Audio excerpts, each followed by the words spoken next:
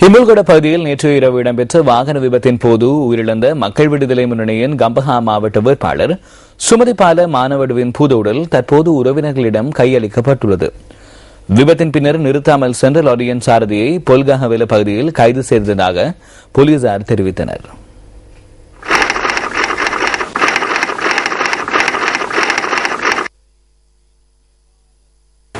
Railway பொது ஊழியர்கள் சங்கத்தின் செயலாளரான சுமதிபால மானவடு கொழும்பு கண்டி பிரதான வீதியில் இம்புல்கொட பகுதியில் மோட்டார் சைக்கிள் விபத்தில் உயிரிழந்தார். விபத்து இடம்பெற்ற சந்தர்ப்பத்தில் அருகில் உள்ள வீடொன்றில் பொருத்தப்பட்டிருந்த சிசிடிவி கேமராவில் அதன் காட்சிகள் இவ்வாறு பதிவாகியிருந்தன.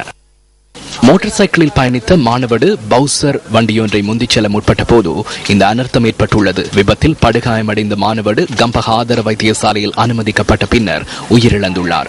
தேர்தல் பிரசார கூட்டம் ஒன்றுக்கு சென்று கொண்டிருந்த சந்தர்ப்பத்தில் இந்த விபத்து இடம்பெற்றுள்ளது. விபத்தின் பின்னர் நிறுத்தாமல் சென்ற லாரியையும் அதன் சாரதியையும் பொல்கஹவெல பகுதியில் வைத்து கைது செய்ததாக போலீசார் தெரிவித்தனர்.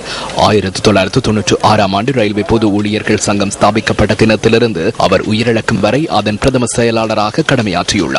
ரயில்வே திணைக்களத்தின் வளங்களையும் அதன் ஊழியர்களின் உரிமைகளையும் பாதுகாக்கும் நோக்கில் ரயில்வே வளங்களை பாதுகாக்கும் சங்கத்தை ஆரம்பித்து அதன் ஏற்பாட்டாளராக அவர் கடமையாற்றி வந்துள்ளார்.